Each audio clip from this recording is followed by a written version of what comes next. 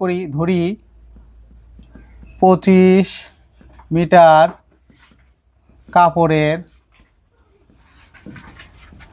ক্রয় মূল্য 100 টাকা।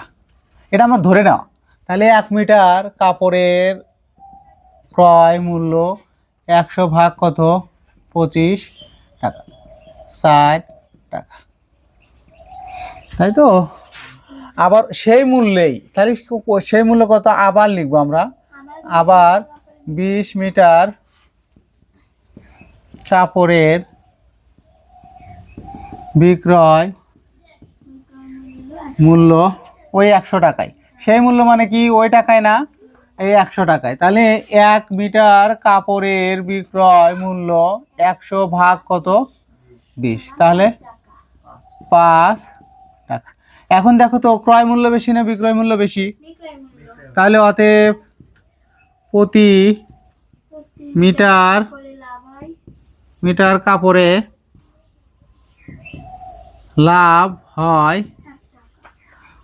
হয় কত? 5 মাইনাস 4 টাকা। বিক্রয় মূল্য মাইনাস কত? ক্রয় মূল্য, তাহলে 1 টাকা। সেটা কি শতকরা কত লাভ হয়? এখন এখানে কয় টাকায় লাভ হয়েছে? 1 টাকা, 4 টাকায়।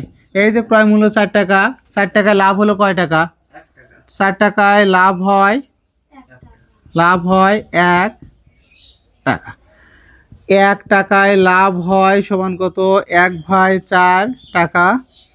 100 টাকায় লাভ হয়, তাহলে 100 গুণন 1 ভাগ কত? 4। 4 দ্বারা 100কে ভাগ করলে কত হয়? 25 টাকা। উত্তর লিখবে অতএব শতকরা 25 টাকা লাভ হয়। তাহলে এটা একটু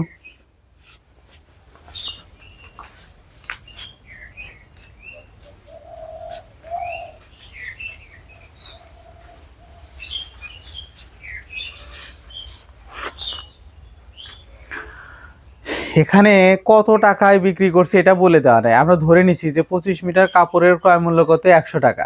1 মিটার কত? 4 টাকা। আবার ওই টাকাতেই কিন্তু 20 মিটার কাপড় আমি কি করছি? বিক্রি করছি। সেই জন্য লিখছি যে 20 মিটার কাপড়ের বিক্রয় মূল্য কত? 100 টাকা। 1 মিটার কাপড়ের বিক্রয় মূল্য কত? 20 ভাগ 100 ভাগ 20 টাকা সমান হচ্ছে 5 টাকা। এখন দেখো আমার এটা হচ্ছে, আগেরটা হচ্ছে ক্রয় মূল্য আর পরেরটা হচ্ছে কি? বিক্রয় মূল্য। এই যে বিক্রয় মূল্য। তাহলে বিক্রয় মূল্য থেকে ক্রয় মূল্য বাদ দিলে কি পাওয়া যায়? লাভ পাওয়া যায় 1 টাকা। কয় টাকায় লাভ হয়েছে? 1 টাকা। 4 টাকায়। 4 টাকায় লাভ হয় 1 টাকায়। 1 টাকায় লাভ হয় কত? কমে গেল। 100 টাকা যখন হবে তখন ঐকিক নিয়মে কি হয়? বেশি হয়। বেশি হলে উপরে গুণ হয় লবের সাথে। 100 গুণন 1, 4। 4 দ্বারা 100কে ভাগ করলে কত? 25। তাহলে শতকরা 25 টাকা কি হয়? লাভ হয়। সারা করবো তো সেজন্য। তাহলে এখানে 8টি লেবুর ক্রয় মূল্য কত? 5 টাকা। তাহলে একটি লেবুর ক্রয় মূল্য 5 ভাগ 8 টাকা। তাহলে 24টি লেবুর ক্রয় মূল্য। তাহলে 5 গুণন 24 ভাগ কত? 8 টাকা। তাহলে 8 দ্বারা 24কে ভাগ করলে কত হয়? 3 5 15 টাকা। আবার দেখো, আবার 6টি লেবুর বিক্রয় মূল্য কত? 5 টাকা। একটি লেবুর বিক্রয় মূল্য কত হবে? 5 ভাগ 6 টাকা। তাহলে আমরা ওই যে 24টি লেবুর বিক্রয় মূল্য 5 গুণন 24 ভাগ কত? 6 টাকা। তাহলে 6 দ্বারা 24কে ভাগ করলে কত হয়? 4 না? তাহলে 4 5 কত? 20। এখন দেখো তো কোনটা বেশি? অতএব 20 বিক্রয় মূল্য বেশি, তাই না? অতএব লাভ সমান কত? 20 মাইনাস 15। তাহলে কত হয়? টাকা।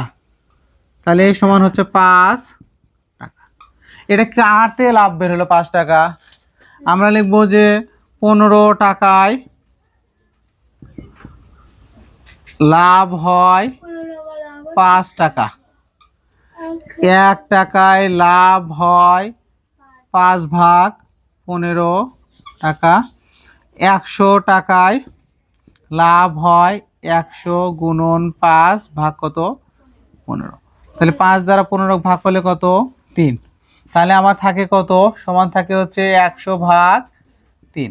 তো 100-কে 3 দ্বারা ভাগ করলে আমরা একটু দেখি কত হয়। 3 দ্বারা ভাগ করলে 3 3 3 9, 1 10, হ্যাঁ 1 9 থাকে না, 1 উপরে গেল কত